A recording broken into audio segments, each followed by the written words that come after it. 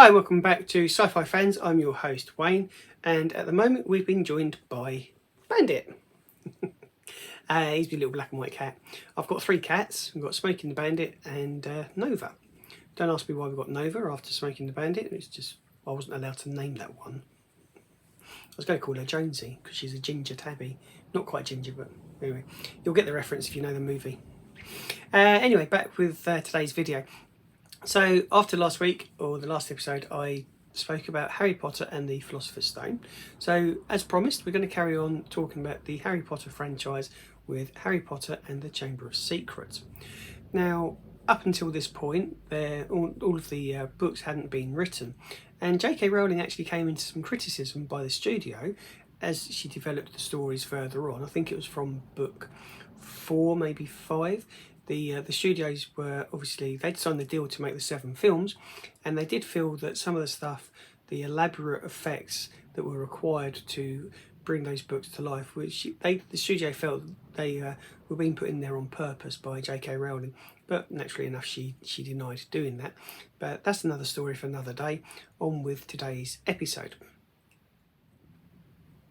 In the scene where Draco Malfoy finds Guile, which is actually Harry Potter disguised as Guile, Tom Felton actually forgot his lines for this particular scene, and that is why he improvised the line, "I didn't know you could read." Thank you so much for checking out this episode of Sci-Fi Fans. Now, if you're listening to me on the podcast, please subscribe to the podcast, like and share, and don't forget to spread the word. Now, if you're watching me here on YouTube, don't forget to do those same things and leave a comment in the box below. That will help me grow the channel and we can build a lovely science fiction based community. I am also on TikTok under Sci-Fi1, sci.fi1, and I produce daily videos on there with more movie trivia. Now, did you know I write science fiction books myself? My first book, Broken Ceasefire, is available on the Amazon bookstore, and I also have a second book called Xander's Salvation. Both titles are available in the Kindle Unlimited program. So far, if you're following me so far, everything that I've mentioned will not cost you a single penny. Now, you can support the channel by buying a copy of my book and leaving an honest review on Amazon. That will help a great deal as well. So in the meantime, thank you very much for your continued support. I will leave a link to all of the ways that you can support me in the description below. And let's carry on with the episode. Thank you very much for listening or watching. One of the main characters in Harry Potter and the Chamber of Secrets is Moaning Myrtle. They discover the spirit of Moaning Myrtle in the ladies' bathroom. Now, the actress playing her, Shirley Henderson, created her very own piece of Hogwarts history, and that was because of her age. She was 37 when she took on the role of Moaning Myrtle. Now, that made her the oldest member of the cast to portray a student that had attended or was attending Hogwarts. As a writer, J.K. Rowling incorporated many aspects of her life within the Harry Potter franchise, including the Ford Anglia. Now, what's the link with the Ford Anglia and J.K. Rowling? Well, if you didn't know, J.K. Rowling used to go up to the Lake District in the UK with her friend in her very own Ford Anglia. So that's why she kind of weaved the car into the story. However, 14 Ford Anglias would meet their demise when they were making the scene which involved the Whomping Willow. So I have to question, how much of a fan was she of Ford Anglias if she saw 14 of them smashed up for this film?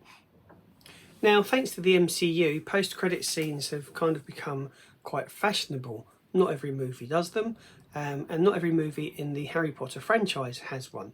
However, the Chamber of Secrets is the only film in the franchise that has a post-credit scene. Because of the popularity of Harry Potter then, and it's still very popular now, just ask Warner Brothers with the creation of Hogwarts Legacy, the DVD release of the Chamber of Secrets went on to create its very own record as well, and that was here in the UK. It was the very first DVD to record and reach 1 million sales in its first weekend. That's a lot of DVDs, and at that time they were probably about 15-20 quid, so that's an awful lot of money to make just on DVD sales here in the UK for a weekend. What do you think? One aspect of the Harry Potter franchise that I like is the will he, won't he with Harry. Will he go down the dark path or will he stay to the light?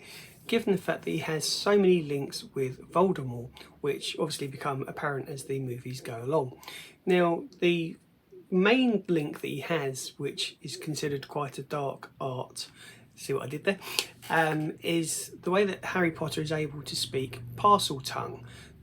J.K. Rowling, much like what J.R. Tolkien did with Lord of the Rings by creating the Elven language, J.K. Rowling actually created the parcel tongue language and had like a phrase book for the cast to use so that they could get the words right on screen. And that's where I'm going to wrap up this episode of Sci-Fi Fans. So thank you so much for taking the time out of your day to watch me here on YouTube. I do appreciate it. If you haven't done so already, then please do subscribe to the channel. My aim is to try and get up to 1,000 subscribers in due time. I was aiming for the end of the year, but I don't think I'm going to do that just yet, so there's always next year. Anyway, thank you very much for your continued support, and don't forget to come back for the next episode, which will be out in a couple of days' time, where we'll be talking about the third film in the franchise, which I believe is the Triwizard Tournament. Yeah, I think. Anyway, that'll be in the next video. Thank you so much for joining me here on Sci-Fi Fans. Take care of yourselves, and I'll see you soon.